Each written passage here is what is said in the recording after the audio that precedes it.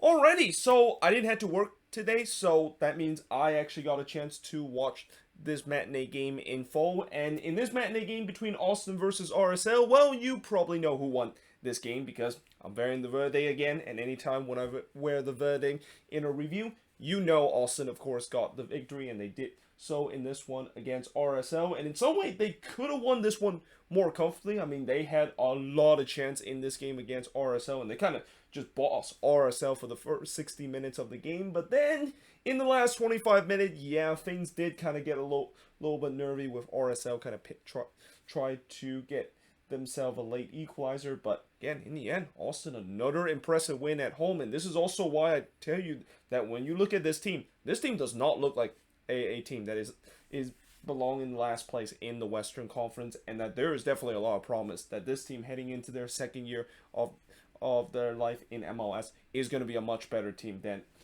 they are heading into this year as an expansion team.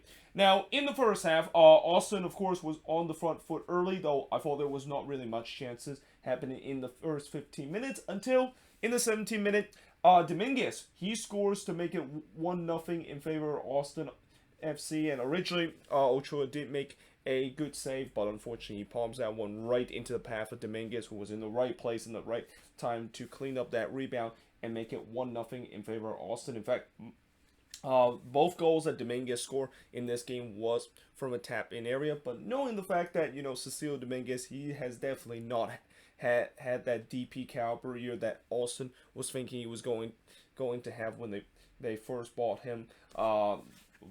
Him as well, the first signing of the season. It's definitely refreshing the fact that he is definitely scoring in this game. Now in the 31st minute, GT did heads it high from long range before he puts it wide for a corner in the 35th minute. I thought Musa GT had another good game, and this is another piece that I thought Austin, during this summer, is going to be a guy that will really help this attack heading into the future. Fagundes then puts it wide from close range at the 37th minute before Ochoa did kind of palm a dangerous cross, but as Ochoa kind of made a save on this cross, Glad was actually in the vicinity, and he kind of redirect that save right toward his own net, and actually almost went out for an own goal, and actually that ends up to be a goal kick because they I think it was GT, the one that was also in the vicinity, tapped that one away. But I'm pretty sure Glad actually touched that last, and again, that one was almost redirected to be an own goal, and Austin almost got a 2-0 lead. Before, right on the stroke of halftime, Krylak did drive one wide, as really that was the first chance that RSL has had. Like, they were under siege throughout this entire first half, and they didn't even get their first chance until the last kick of the first half, and we head to halftime with the Verde leading 1-0 against Real Salt Lake. Now, heading in the second half, once again, Austin was on the front foot and was pressing for a second goal. Ochoa was able to deny Kalmanich, but he did allow a big rebound, and we're still seeing this happen with David Ochoa, allowing big rebounds and allowing players around the box to maybe tap this one in. And what's kind of weird is that even though he's allowing these big rebounds, none of the opposition has been able to capitalize. So in some way, it's kind of weird, the fact that he needs to fix that in his game, but he hasn't really been punished throughout this whole season. And that was another example of it, where he allowed a big rebound, but no Austin player was there to capitalize on it.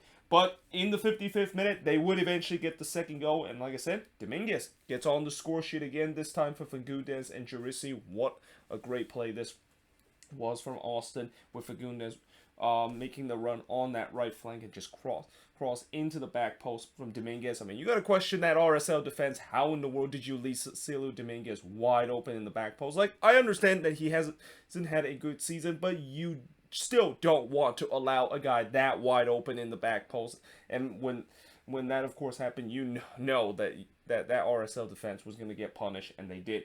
As Austin was up 2-0 at that point, Jurisi almost made it 3-0 as he puts it high from 12 yards out. Jurisi had another good game in this one, and I think he was kind of unlucky, the fact that he didn't get a goal in this one. But RSL was just not RSL, but Austin was just all over RSL, and I thought this was going to potentially be very ugly for RSL. But in the 64th minute, really out of nowhere, Damir Krylak scored from Rubin and Mendez, and I also forgot to Rodi was just completely against the run of play, because that was really the second chance that RSL, of course, were able to were able to have, and they put the ball into the back of net, and all of a sudden this game was at 2-1, and you kind of sense that that kind of was a bit of a sucker punch for Austin because after that goal, the momentum really kind of switched to RSL, and they looked like they were going to get a second goal soon.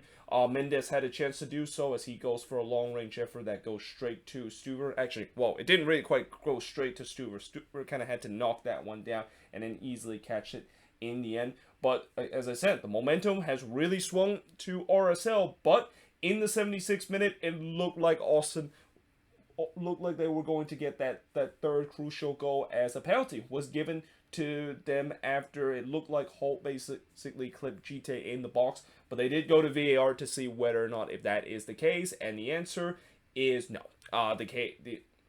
And on the replay, it was pretty clear that Holt, it definitely looked like he clipped GT, but I think GT kind of embellished a little bit. Now, originally there was also a question of, well, at least in the Twitter commentator sense, they thought that ball, of course, went out of play. Which, yeah, no, that ball did not went out of play. I mean, this is why I said before, Twitter commentating are just stupid and stuff, because like how is that wasn't even close to being out of play, and you just kind of randomly just say that to just add in the excitement. But what's the other thing that I think they also kind of mentioned before Holt clipping GT there, I think as GT went down, it looked like originally it was Rusnak, or not Rusnak, but Glad was the one that brought him down, but Glad was actually falling on the ground, and then GT, of course, originally looked like he got clipped. He kind of fallen to the back of Glad, and in some way, when you look on real time, it kind of make that illusion that Glad actually brought GT down. But again, going back to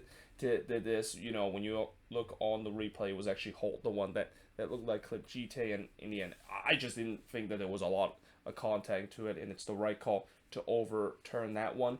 But in the 81st minute, and actually right after that penalty, even though it was kind of demoralizing for Austin that they didn't get a chance to make it 3-1, that was kind of almost a sign that, hey, we gotta keep pushing and trying to get this third goal to kill the game, because in the 81st minute, it looked like they made it 3-1, but David Ochoa absolutely robbed Alex Spring, who tried to stab that one in close range. What a save that was from Ochoa, and no doubt Ochoa was kind of the reason why this game was close. Like, if he didn't make some big save in this game, Austin would have easily run away with this one.